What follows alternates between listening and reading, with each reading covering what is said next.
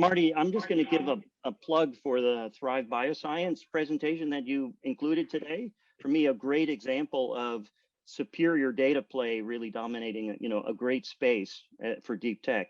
Yeah, what's intriguing about it is not only is it the data, but there's a bit of fuzzy AI logic to recognize where cells are, which people who aren't in the space don't realize that nuance, the little bit of variance in that to be able to do what it does, right? So what I would tell you there's sort of 4 layers to deep tech, and that is starting fundamentally at layer 1, but getting all the way to layer 3, which is that deeper understanding of what you have. It's a perfect example. And again, it's just better data, better resolution, better trapping, all of information that we already have in an application that's been running for decades.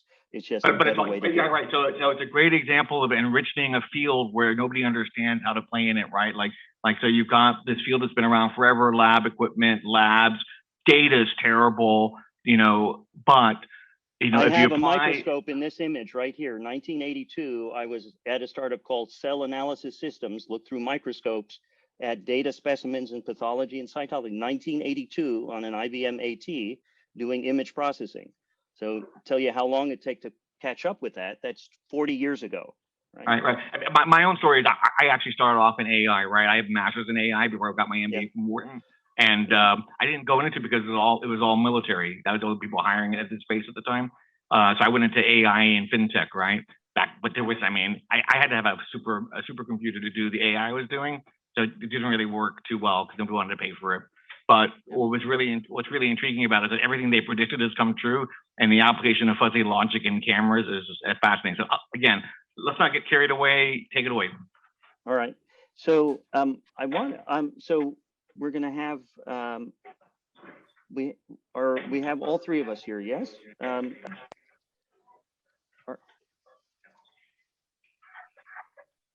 just Ken, you're there, and Salvatore, you're there. Yes. I am indeed. Okay. Yes, we are. Okay. I don't see a picture for you. Ken is here. Oh, Ken is going to show up at the counter. Okay. No, I'm. Oh, there I'm you, on the there call. you are. Oh, all right. Hi. Hi. Welcome. So let's start this discussion first with maybe a little explanation of who you are and where you came from, and your background, and if you want to throw in, what you think deep tech is and how your background demonstrates you might know something about it. I'll give you a 2-part complicated deep tech kind of question. Who are you and how does that relate to deep tech? What is it? Shall I kick us off? Yeah, go for it. Who am I? I'm Salvatore Minetti. I'm CEO and founding partner of a business called Fountech Ventures, based in London, which you can see behind me, and in Austin. So the rest of the team are in Austin at the moment. We launched in 2020, the same month the pandemic hit, which is always a good idea to launch a business at the start of a pandemic. And we set out to create an ecosystem whereby we could identify, invest, and co-create in deep tech startups from the white paper onwards. So we're looking to solve a problem that we had encountered in previous lives of how do you secure a decent valuation very, very early on? How do you de-risk very, very early on? How do you secure deal flow that hasn't been touted around the market for many months or many years beforehand? And how do you then support that very early stage business, which has many moving parts and lots of complexity, all the way through ideation, all the way through POC, MVP, commercialization, and beyond.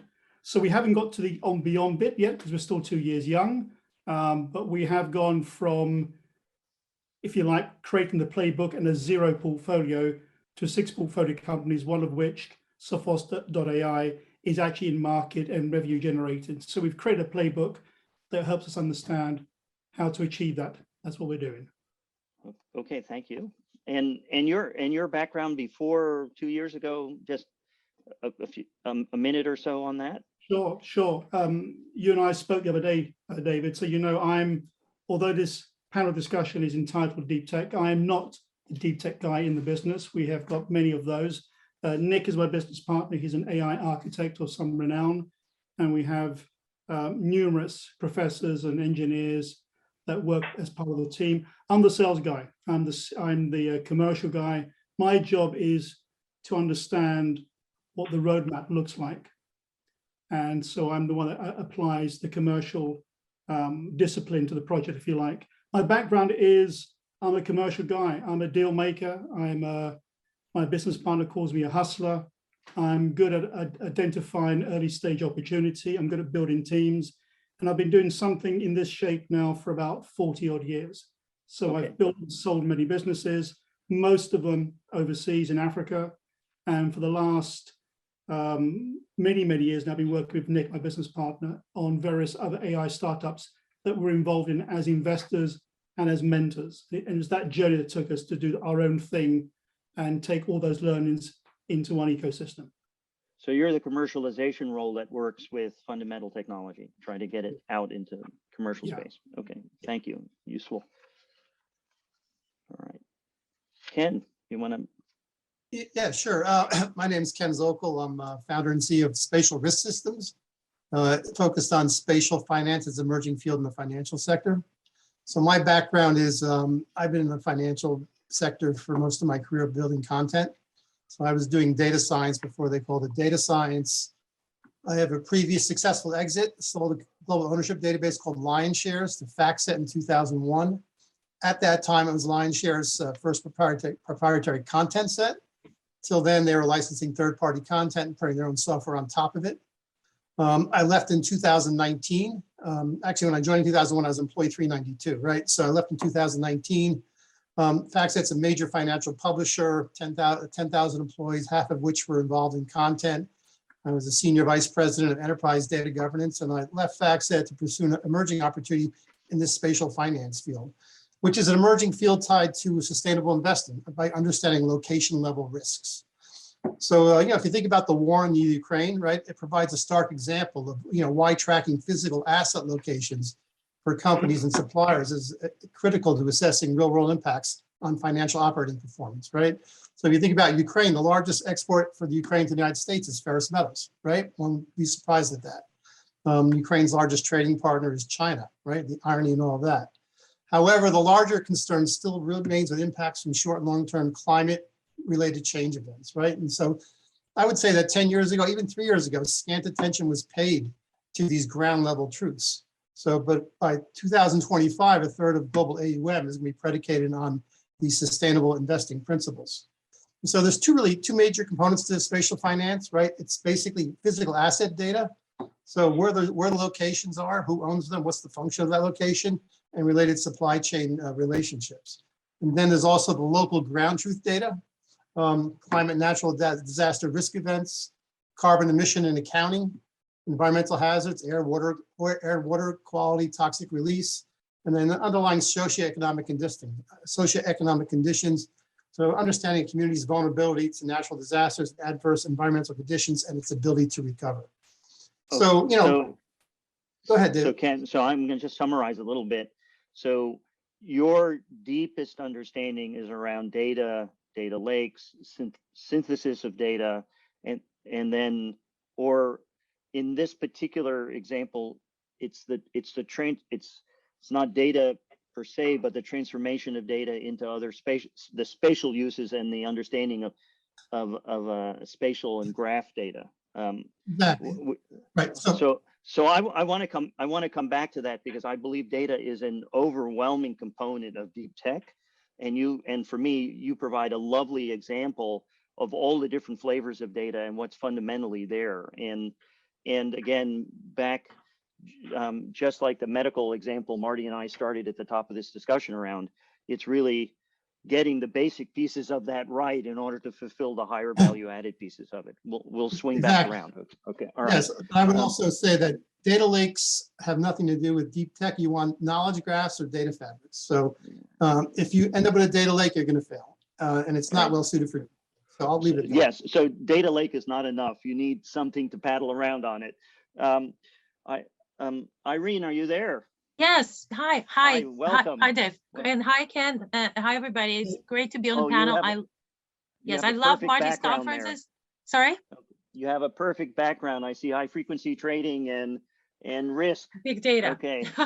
The two Thank you. angels and demons on your shoulder. And these are all my books. Okay. So, okay. Please introduce yourself. Where, yes, what do you come from and what are you involved in now? Sure. So my name is Irene Aldridge, and I'm very grateful to Marty for having me on this panel. It's a little bit last minute, but I love this conference. I think I learn every time I'm on it. I learn so much. So it's fantastic. Thank you, Marty, for organizing all of this. I am an electrical engineer by training. I love electrical engineering, but just one thing led to another in New York City. I spent most of my career in finance, in different areas of finance. And basically, I've seen the entire cycle. I've worked from software development into trading globalization, into risk management, research, and actual trading, and investment management. And I love innovating, and I love applying all the new technologies to what's going on. I also teach. I teach artificial intelligence in financial engineering, specifically at Cornell and also at Cambridge University, which in the UK, which I'm very grateful to do as well. And I think it's a very exciting field. I'm also a serial entrepreneur. We have a bunch of new companies that we're working with. And I think it's super exciting. I think there is a lot of interest in in all of this technology. There's a lot of potential to this technology, and this is something that we're looking forward to delivering to people. So your PhD is in what? Industrial engineering, and then finance. I started the PhD in industrial engineering, and back then it was all supply chain management, and I was more into applied finance. So I took a year off. I went to business school at INSEAD in France, okay. And then I came back, and I figured that there is a PhD in finance that I could actually join. So that was that's what I was doing after that. Connected at all to like complex systems or complexity, or help me understand, because for me there's a direct connection again to DeepTech, which is these are not simple problems, right? Correct. No, these are very complex problems, but my research right now focuses mostly on something that you're very familiar with, Dave. Of course, we spoke about this yesterday, but you basically take a universe of messy data, and the emphasis is on messy because a lot of people are cleaning data, but they're really wasting their time. So that's my research, my perspective. So, but you take messy data and you let data talk to you about what data knows. And so that frees up several important issues. One, it lets researchers basically get out of their box. So all of us in traditional analysis, we're bound by our hypotheses, and we can only create these hypotheses based on our information set, based on our backgrounds, based on our biases, et cetera. And our research is only as good as traditional research is only as good as the hypotheses we make. We pose a question to the data, and it's a yes/no question. So in the new world, we just say, okay, data, we're not going to torture you today. We're going to let you really describe what's going on. And it's all done through the what's called an eigenspace. So every data set has its own singular values, and it's sometimes hard to really pinpoint what those singular values mean. We have a lot of research on this explainable AI component about exactly how you generate value meaning out of that. So I know what you're saying, but I'm going to summarize it for other people who don't, which is, if you accept data and the reality that you have, there are tools you can apply to extract the most essential elements of it. So some people may have heard of that as principal component analysis or factor analysis. You want to find the few important things in order to reduce that complexity and that fuzziness into something that's actionable. And back to what you were saying around trading, there's high frequency, which means you need timely responsiveness in order to have an exploit out of your data set. So yes, if that's a sufficient summary, I want to jump. So for me, this is a lovely, very interesting, disparate three pieces with a theme of, on the one hand, how do you commercialize this stuff and how do you get all of the business risk out of it, to the other, deeply looking at the value of just information itself. So I want to loop back. So, open question to the panel. This relates to what's the characteristic of investments that are in deep tech? And I'm going to lay out so my own experience includes things like restructuring all the investments at IBM. I did a $12 million project in 1990 to look at every investment that was going on inside of IBM and every division in order to decide what the future of IBM would be. And I also had a role later on at Dell doing business development at Dell, and I've played that role in other places. And what I would say is there's a characteristic of having to invest for a long horizon around something that's very difficult that has to ultimately be commercialized out of the back end. So if we're looking specifically at investment and investment dollars going into deep tech, I'm gonna argue that it has this characteristic. You're solving a hard problem. This is not something simple, straightforward to demonstrate in a year or two. There's delayed revenue as a result. Most of those sound like terrible investments, right? It takes more capital. There's greater investment in order to do this. Again, doesn't sound like the basic thesis of a venture capitalist who wants quick money in and quick money out, or quick money in and traction coming out, right? But potentially the consequence of doing those things and making those investments is you get something out that has greater margins. So this is not something that has, this potentially has 30 or 40% margins behind the investment. You're looking for something with great gross margins. You potentially have greater value capture in the company. In other words, deeper, broader moats, defendable moats. And potentially you also solve enterprise customers or prime M&A capture exit opportunities. So any of you want to talk to, that characteristic? This is deep tech, why it's different as an investment, any of those ideas. Maybe Salvatore, or Irene, or actually Salvatore. Well, I just like to throw in from our perspective what we see. We do a lot of work on subscription, and it's been a very successful business model to us. And just when and we're in the fintech category because everything we do is finance. So as data engine, you have a service you can make money off of pretty quickly. Is what you're saying? Okay. Yes. So and because of that, it's a very sticky business. So we have a high rate of recurrence. We have the same clients over many years. So there is a lot of kind of snowball effect in a sense of this whole revenue. So what I would say is you're fairly late then in the evolution of data science as a technology. If you go back 40 years ago, the tools that you have available now are a consequence of decades of bringing them along, right? Absolutely. Yeah. Yes. And particularly just information in the financial markets, which really only started in the 70s. Yes, okay. absolutely. Right. We're benefiting so you're kind of from later all stage the work. fruition of deep tech. Yeah. Yes. Yeah. Let's go back to the beginning. Can I call you Sal? It's simpler for me. Yeah, please do. Sal. So here, here's what I said are the problems. They're harder problems. There's delayed revenue. It takes more money, but you get greater margins and you get greater defensibility. You believe that? I do. But you can mitigate some of the challenges, and also there are quite a few more challenges, which makes it sound like I'm unselling it, but it's a reality. I mean, I'll rattle off a few that we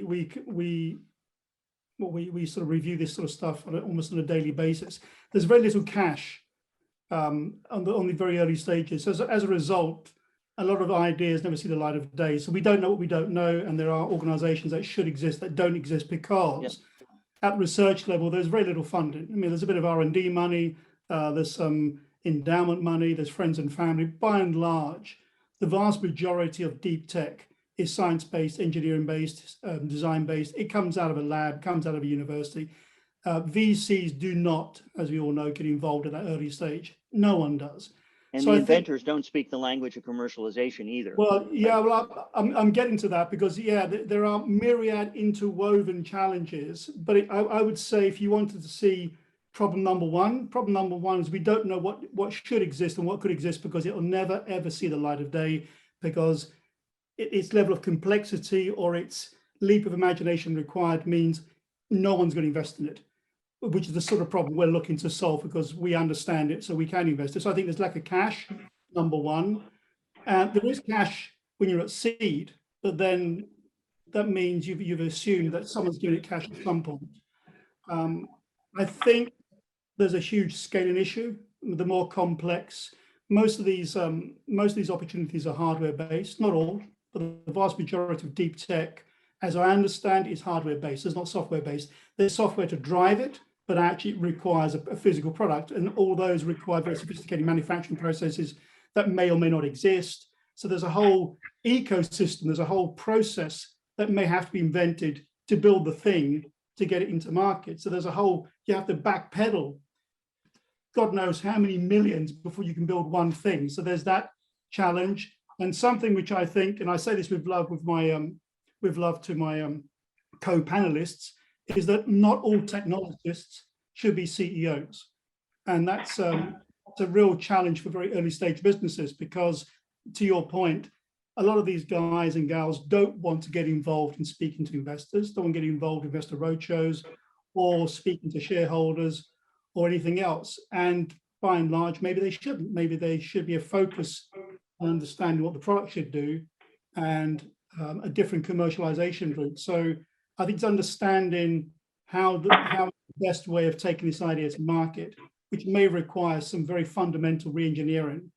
So those are that's structure of the company, structure of the team issues, because there's sufficient investment and development of the technology early stage. That's the predominant focus, which is not necessarily an adequately broad enough focus for an investable company, is what I'm hearing. And that includes roles and understanding of market relationships and investment. And also something that we have found is the explainability problem, which is the more exciting it is, the more groundbreaking it is.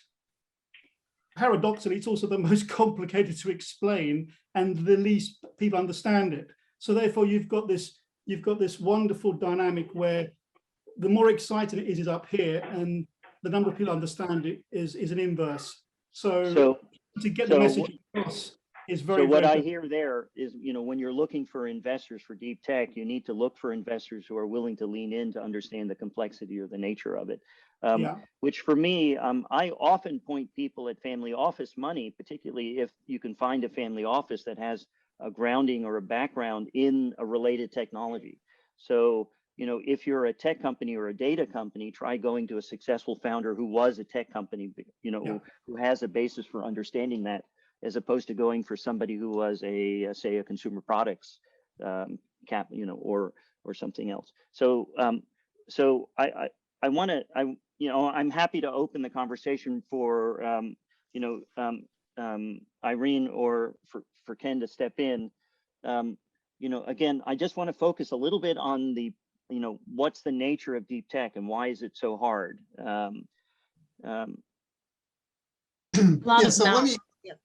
Sorry, go ahead, Ken. Yeah, so I mean, there's a lot of technical risk. Let's I think on the data side, how I think Irene, I grew up on the financial sector, right? It's basically, from my perspective, right? We're in the middle of this big data connectivity arms race. Whoever connects the most data and exploits that connectivity will have a competitive advantage. And so the technical risk of building these highly connected knowledge graphs or data fabrics, right? Whatever you want to call it, is a large challenge. I think most organizations don't do data governance at enterprise level very well, hence the use of data lakes. And so the more things you can weave together, the bigger the opportunity you create for yourself. And in a world of spatial level risk or spatial finance, right? We're unifying hundreds of data sets, standardizing them to create this fabric in which we can effectively measure, the ground level conditions where companies operate around the world. Irene? Okay. Yeah, well, we're more on the really creating applications. So we take the really math and we program it. So our hardware challenge is not such big. Everything we do is in the cloud. Everything is online. So our hardware is kind of dispersed, and we don't have a big investment in that. We also source all the data. So we focus on specific data sets. We don't grab everything out there. We really focus on financial data. and we process this effectively and derive influences. Inferences rather. So we're more of a niche player that's very helpful to hedge funds. And especially when markets are going down, our phone starts ringing off the hook. So when the markets are going up, then everybody is doing great investment themselves, it seems, and so we have to rely on our subscription more. But so I'm gonna jump in here. So yes. One way of thinking about that, again from an investor hat, is you're sitting on a demonstratable early adopter segment that has immediate commercial value. Correct. You have Correct. a way of converting something that has really taken 30 years to get here in terms of the tools and the power of what you have, and you have a way of exploiting it. You're a modern exploitation of data science, is what I love it. I love it. Right? I could Okay. never put Right. it better. So Yes. that's late in the cycle. Sal is all the way over at the very beginning of the cycle, and the Okay. question is, how do you get from Sal over to you and find a place to place investment and find alpha, right? So now I want to switch a little bit to how do you find solutions? If in fact this is not so easy, this is not such a quick return. This feels a lot like the seed and the pre-seed and the very earliest rounds of investment are not going to show a lot of evidence, or may look like they're not showing evidence. So, how do you get past that? And I'm going to offer some strategies for that. Again, I would like you to talk about it. The typical venture capital style investment, where you're looking for traction from a customer or revenue or number of adopters or number of customers, are probably not the early milestones for a successful deep tech investment. So what are the indications that deep tech is going well? How do you know in year 3 or year 4 or year 5 of a new deep tech technology that it's the right technology and that it's working, even if you don't have revenue, you don't have customers? Let me open that question. Maybe back to Sal. We would start with DBTL, design, build, test, learn, repeat, which, as you know, is a engineering cycle engineering model, and we do that in very small bite-sized pieces. One of the things that we discovered very early on, and we discovered this with Sophos, but all the other portfolio companies, the more complex they are, the more you have to break them down. And that's a real challenge, because you want to go for the big. That comes out of the quality thinking, Deming from the 50s and 60s, make an ascribable, demonstratable model, because the quality of manufacturing is so complicated, you're not going to know unless you test it in a bite-sizable piece. And what we've realized, actually, the bite-sized pieces are smaller than you think when you start off on the journey. So when we sit with the technologists and the commercial team, we envisage a POC to be this big. But at the time we've gone through the process, actually the POC is this big, because what we do is we go right to the very, very, very, very essence of the value proposition. Okay. If you do that, it's amazing what you can turn around very quickly in terms of timeline and budget. So your comment of earlier on, that you're looking, as far as an investor is concerned, you look at long timelines, you're looking for revenue dropping in after several years, if not a decade, and all the rest of it. Yes, however, and there's a huge however, what we have found is that if you make it bite-sized, and if you make it that each incremental version of this technology has a demonstrable validation of whatever it is you're looking to prove, and this is important, you bring commercial partners into that mix very, very early on. So typically we have an advisory board created about the same week we form the business, and sometimes even before the business. And the advisory board is mostly not technologists, because we have plenty of those already. They are commercial people, biz dev guys, but also they are ex-heads or heads of the corporates that they are likely to be the buyers of the product. In other words, we're bringing. So you're finding early customers who incidentally are exit candidates, but also informed about markets and applications that the investors wouldn't know about, right? That the early inventors would know about. And they're also potentially investors, because lots of these guys are also CVCs. So what we're doing is we're trying to create, most people try to create an ecosystem very late in the day. The trouble with creating an ecosystem late in the day is that you've done the thing now. Now you need to go back and reverse engineer all the problems and de-risk it and all the rest of it. So our modus operandi is to start that process day one. Day one, how do we de-risk tech? How do we risk go-to-market? How do we de-risk everything else? And the way to de-risk is to bring more people into the mix.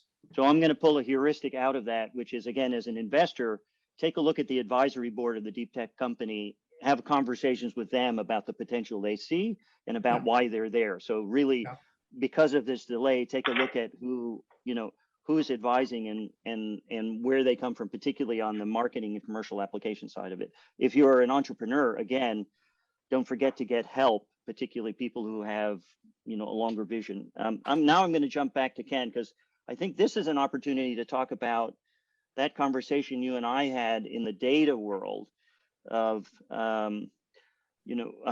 there's a lot of sophistication in knitting in this data competition, this data war that you said is going on. For me, very basic, fundamental aspects of the data that's being used. So talk about that. For me, this is very practical commercialization in order to get the yield out of the data. Yeah, sure. Like I was watching a MIT lecture, online lecture on machine learning and AI, right?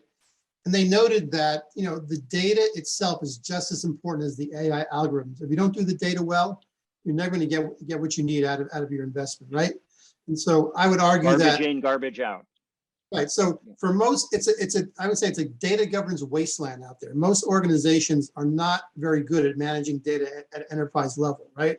And so the opportunity for us is, look, we spent 3 years building our spatial graph, connecting, unifying hundreds of data sets before we even launched a product, right? Because of the technical risk in building out that data connectivity, right?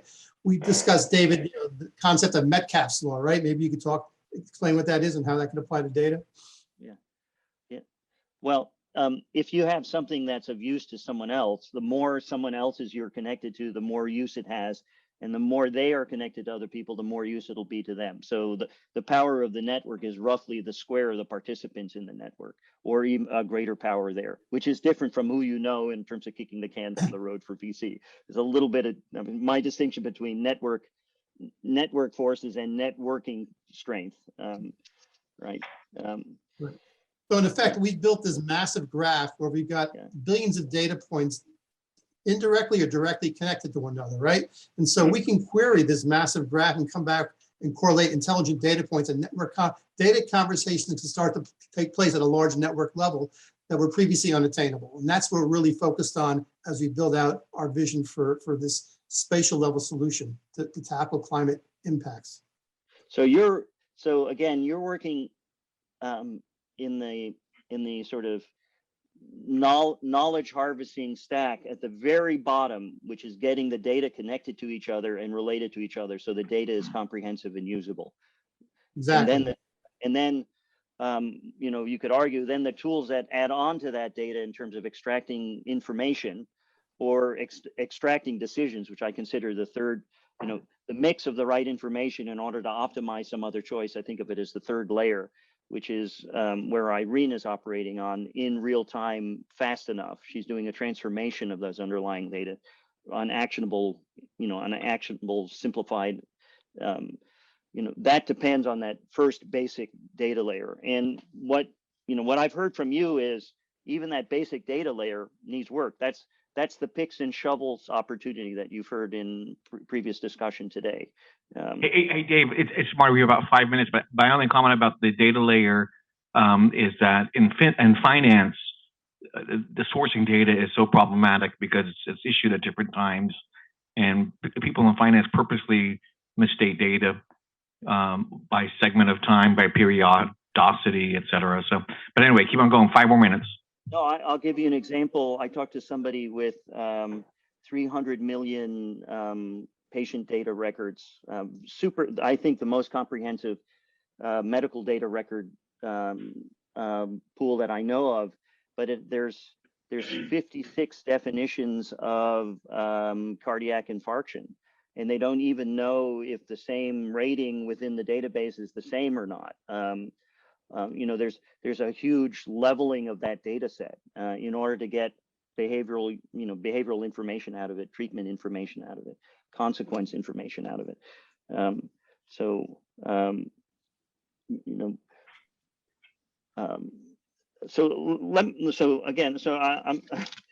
You said we have 5 minutes. So I want to go back to indicators for investors that this piece of deep tech is sounds more sound than something else. So give me indicators that this is a solution that's unique and solvable or has value. How do you identify the alpha? Ideas, and you can use your own experience or your own offering as an example. Indicators that. Do I jump in? Yeah, jump in, sure. Yeah. You can tell I'm collaborative, less authoritarian, although I talk over you, I apologize. No, I think there are many at the earliest stage, which is where we sit. It's increasingly hard. I would say team. So have a look at the team. Typically, we're dealing with PhDs. Look at their record. What have they published? Maybe they've had a startup in the past. Look at the team. We take weeks, sometimes months, to review a piece of technology, and we use most of the deep tech we get involved in has myriad conversion technologies. We don't get involved in stuff that has one tech. As far as I'm concerned, it's got one tech, it's not deep tech. So it's myriad conversion technologies, most of which require some form of hardware. So you're looking at hardware guys, you're looking at software, so you're looking at all those constituent parts. And you like that because it's more defensible, it has more components of value? Yeah. Typically deep tech stuff has about 70% IP. So if it's in that sweet spot where you're in that 70%, you've got IP, you're already on the right track. It's not guaranteed, but it's definitely on the right track. So IP is important, team's important. For me, it would also be, is it ecosystem changing? And that's the sort of stuff we look at also. So we're not. So that's the magnitude of impact that comes out of it. Yeah, we're not looking at SaaS and apps. We're looking at stuff that could reinvent the rules of engagement, so that when you land, there is no worry about competition because you're so well motivated. By the time the guys get around to it, it's 20 years. So that's a lovely argument for deep tech, that most investment returns comes from asymmetrical returns out of your investment base. There's 3 to 5% of it that are out of the ballpark that make the difference. So what you're arguing is you're sort of loading the investment with these opportunities because of this combinatorial effect. It's defensible, it's complex, it has big impact, et cetera. Correct. So a good example for us was that right now we're in the midst of combining real-time satellite monitoring, live news events with our basically asset location, local operating data, and provide a new way to basically monitor portfolio companies and supply chains at a spatial level, right? This is where we're headed, right? Weaving all this content together, overcoming that technical risk of connecting that data creates new opportunities. All right, so that again is an integration across new data sources that haven't been combined, a combinatorial effect. Exactly. And then confirming that information is meaningful and correctly managed. So then it's actionable. Okay, all right. Irene. Yeah, Sorry. sure. Go ahead. Sal, go ahead. No, it's all right. I've had my turn. I'll go next. Okay. No, I just wanted to echo what Ken was saying. I think there is really a lot of opportunity in really taking the diverse data sources. And in our space, it happens to be real-time financial data, whether it's crypto, whether it's equity markets, everything is becoming increasingly more kind of interlinked. So, and this is what we do. This is where we sit on the nexus of that, and we develop insights, actionable insights from that. Are you focused on speed of insight, or comprehensiveness of data, or integration of data, or finding a peculiar signal? What is it that you like? Oh, we like to be correct. So whenever we say I'll ask you then you have a more interesting question. How do you know you're correct? Well, if we say the market goes up and then it goes up, then we know we're correct. And then we measure the percentage hit basically of the times that we were actually correct. And our clients love our hit rate. So that's basically what it boils down to. Okay, so we have time for one last question. Guys, one last question, maybe you guys can all talk about things we should be thinking about in the next 12 months. Yeah, in your area, sure. 30 seconds or less. Yeah, I would just say from my perspective, right, for all the investors in the meeting, right, you'll have portfolio companies, right? You know a lot about them, you've done your due diligence, but how well do you know them from a spatial or location level perspective? Where the physical assets are, what the local operating conditions. This is an emerging area where people are going to pay more attention to, especially in a world of sustainable investing. you know, where their markets are. You know, in fact, Marty just said Facebook's about to get shut off somewhere. That's interesting, right? Okay, yeah. Sal, Irene. If you're asking what the future holds, look, DeepTech still remains very much a niche player. So when you look at the entire landscape, DeepTech does not make up a majority of tech startups, and that may never be the case, but it is very much on the rise. So look, DeepTech has the ability to reinvent tomorrow, you know, reinvent the future in a way that your typical technology just can't. It just doesn't have that impact. So I think for us, it's for the family offices out there, I'd say, you know, the VC model is great, but it doesn't work with DeepTech. And I think the family offices have the ability they have the opportunity in their hands to get involved early stage and help bring to market the sorts of technologies that will revolutionize our futures in a way that if they don't, I fear, and I know this for a fact because we see so much research papers, I fear we're missing too much really good stuff that will remain in academia forever, never see the light of day. All right. So there I hear, you know, look at the higher risk, higher return, that it's missed by certain conservative actions of investment. So some small portion of your portfolio really ought to be very alternative, not just alternative. Okay, I like that. Irene, a comment? Yes, from our perspective, and again, we have a very niche kind of focus on financial data. I think crypto is coming on big. It's correlated with everything we're seeing, but there are interesting challenges with that because even Solana right now, it can only process 65,000 transactions per second. Versus if you look at NASDAQ, it's able to process almost 1 billion transactions per second. So, you know, even though crypto is this great, innovative new thing, you know, the existing technologies that already been built out, they actually have a rigor to support the crypto transactions. There's obviously customization is required and everything. So there's a lot of tech that's already been built that can be applied to the new challenges very successfully and make a killing. So. Okay, so again, another commercialization.